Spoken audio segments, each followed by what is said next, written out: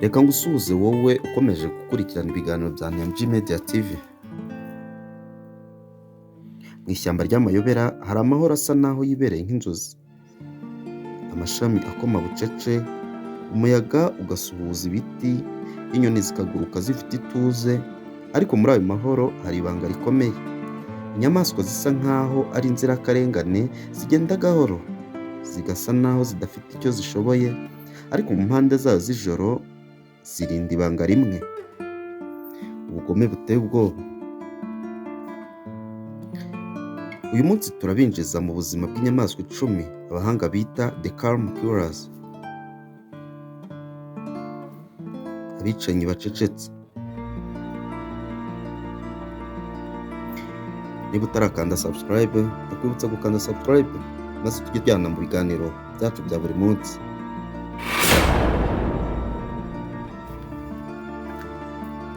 Umwanya wa mbere turasanga yitwa hippopotamu cyangwa imvubu, umurinzi w'amazi kandi utuje. Mu mazi imvubu igaragara nk'inshuti y'amahoro, yibera mu mazi isya ibyatsi, ariko iyo yatewe ubwoba cyangwa isatiriwe igira imbaraga zo kwirukana no kwica umuntu mu kanya gato. Imvubu zica abantu benshi kurusha intare muri Afurika, zigakoresha amenyo manini n'umuvuduko utangaje mu mazi.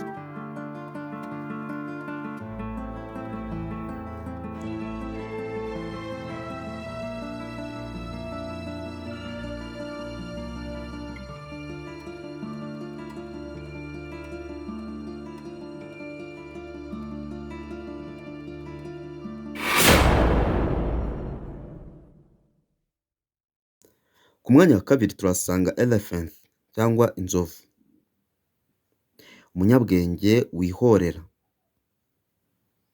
Inzovu izwi nk'inyamaswa y'inyabwenge, ikagira umutima usa n'uw'urukundo, ariko iyo ibabajwe cyangwa igasuzugurwa irahinduka igasenya ibiti, imodoka ndetse n'abantu.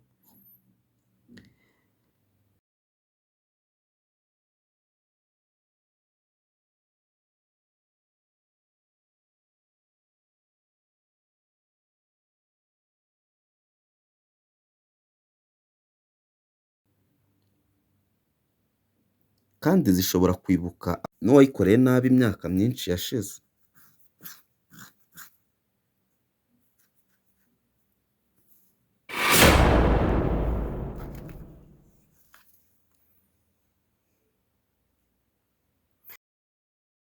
Umwanya wa gatatu turasanga yitwa cassowary, agakoko k'ishyamba rya Australia.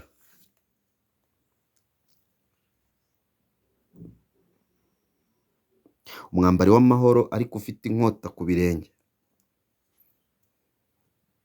Uru rukoko rufite ubwiza bw'udusatsi dusanzwe, rugaragara nk'inyoni y'amahoro, ariko inyuma y'iyo sura ifite inkota y'akarenge ishobora gutema umuntu mu buryo bubabaje.